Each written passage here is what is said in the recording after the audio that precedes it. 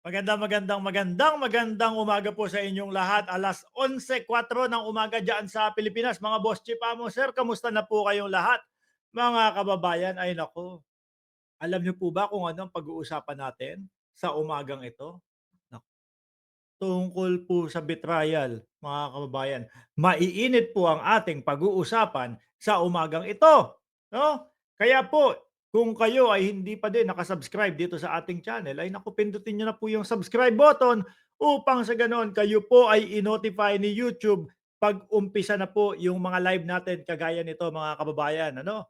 Eh, mainit ang usaping pulitikal, mga bossing, eh. Oh, kagaya na nga mamaya ko na kayo sha-shoutout, rektahin na muna natin yung topic natin. Kagaya nga nitong mga 'to, 'no, may palabas na ho ngayon ang mga DDS, mga kababayan. Ano, nag-uumpisa na silang ipamukha sa mamamayang Pilipino na 'pag hindi ho sila nanalo, dadayain po sila, mga kababayan. Alam niyo po, mga kababayan, mga boss, chief, amo, sir, yoon hong survey, lahat po ng survey, mga bossing, except doon po sa mga survey, lalo na doon sa mga page ni Buloyski, ano, eh, siyempre lahat sila do'n pasok ho sila, eh. 1 to 12 po, eh, PDP, eh, kasama po yung mga ano, eh, anti-Duterte, eh. Sok pa ho do'n, mga kababayan. Pero yung talagang legit, yung talagang, matagal na nating inaasahang mga survey, mga boss, chief, amo, sir, ano sila, kulelat ho sila, mga kababayan, at isa lang po talaga ang pumapasok sa kanila, wala pong iba kundi si Bongo, na naniniwala ako medyo magulo ang utak ni Bongo, mga kababayan. Bakit ho? Ay, Diyos ko ba naman, ikaw ba naman ang nasa second batch na kukunin ng ICC? So ano iisipin mo dun, mga bossing, 'no? Mapapaisip ka, mananalo nga ako, susunod naman ako kay dating Pangulong Duterte. Pa Parang wala din, 'di ho ba? Kesyo daw po, naku, eto tingnan niyo, dahil, pinadala niyo sa ICC ang dating pangulo, eh, tingnan mo lumalakas po ang kanilang kandidato. Malabo po 'yun, malabo ho 'yun, mga kababayan. Lalo na kung makikita natin yung lineup po ng PDP, mga bossing, eh, aano kayo, kumbaga mapapa-oo kayo sa ating pangulo. Oo nga ano, parang mga pinabili lang na suka. Hmm, Malabo ho yun. Ano yun, parang ano, parang si Ninoy Aquino? Oh, eh, kay dating Pangulong Duterte naman papunta. Oo, kasi pinadala niyo sa ICC kaya ayan, lumakas yung kanilang o yung aming mga kandidato. Wala po, parehas pa din ho ang resulta sa mga survey, mga boss. Isa lang ho, 'no? Isa lang ho ang nakakapasok sa kanila, walang iba kundi si Bongo, 'no? Uy, may nag-unsub. Ikaw kasi Mark, eh. Nag-unsub si Paul Assorted, Tiny Ideas. Hmm, Alam ko hindi ka naman naka-subscribe sa'kin. Tsaka bakit may tanong ho ako sa inyo, mga DDS, bakit nagpapaalam kayo na mag-unsubscribe? Para ma-hurt, masaktan yung feelings ko? Hmm, Dahil sa mga sinasabi mong 'yan, i-unsubscribe kita. Kung yun yung inyong, pakay o yun yung, dahilan niyo kung bakit kayo nagpapaalam, naipaliwanag ko na isang beses 'yan. Baliktad ang nangyayari diyan. Ano, tignan mo, isa nag-unsubscribe, yung sinasabi niya baka nga ako hindi ako naniniwala na subscriber ko 'yan, eh, 'no? Isa nagsabi, "Unsubscribe na ako." Tignan mo, mapapatingin yung mga viewers diyan. Silipin ko nga baka nakalimutan ko mag-subscribe kay Mark Ramos, kasi araw-araw nalilibang ako habang siya ay nagsasalita, habang nagtatalakayan. Mamaya-maya diyan, oh, eto na, ako yung kapalit nung nag-unsubscribe. Yung isang nag-unsubscribe, 20 o mahigit pa yung kapalit niyan, 'no? Kaya 'wag na kayong magpapaalam, lalo lang kayong masasaktan. 'Di ba?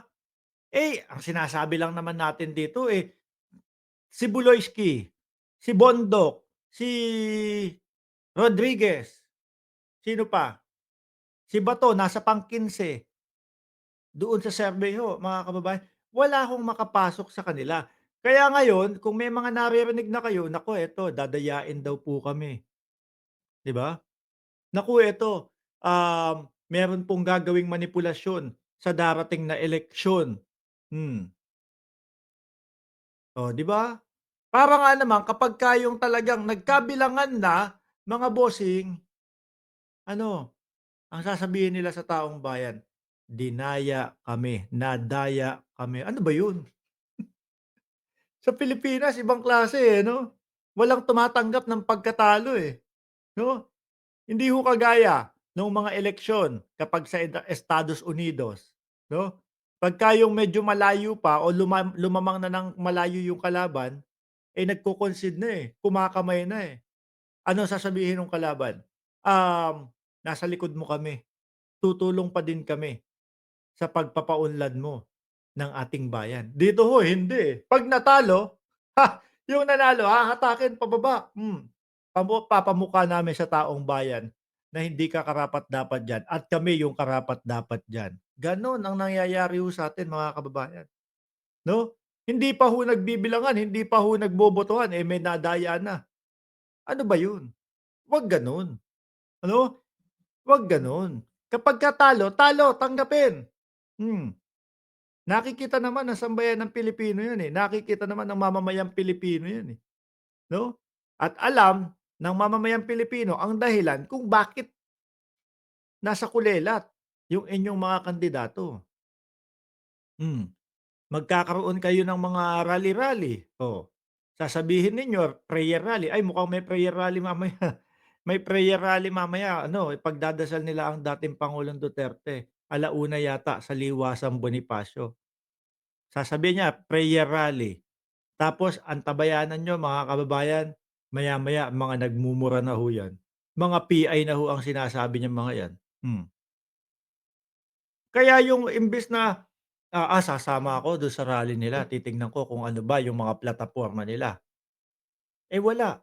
Expect na ng sambayan ng Pilipino, ay murahan lang naman dun, sisiraan si Pangulong Bongbong Marcos. Tapos 'pag hinanapan namin ng ebidensya wala naman silang maipapakita, wala. Yoon yung dahilan kung bakit lalong natatalo, 'di ho ba?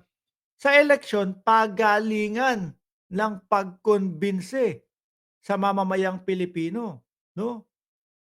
Pagalingan ng pagkumbinsi sa mamamayang Pilipino kung maganda yung plataporma de gobyerno mo. Na yung talagang, dahilan mo kung bakit ka tumakbo para sa pagkasenador, para pa sa pagka-bice-presidente o presidente, eh, maganda. Pero kung hindi, magra-rally kayo, may campaign rally kayo, ang isisigaw ninyo, eh, sabi ni Clemente Floresca, "Murali na naman." 'Yan. Kaya sila kinakatok ni Lord. Oo, 'di ba? Pagalingan, pagandahan ng plataporma de gobyerno, pagandahan ng yung kaya mong gawing solusyon para sa bayang Pilipinas. Hindi pagalingan magmura, hindi pagalingan manira. Hmm, 'di ho ba? Eh, wala. Kapag ramdam na kulelat, ang alibay na ho agad, dadayain kami. May pandarayang mangyayari sa darating na eleksyon. Ano ba 'yun?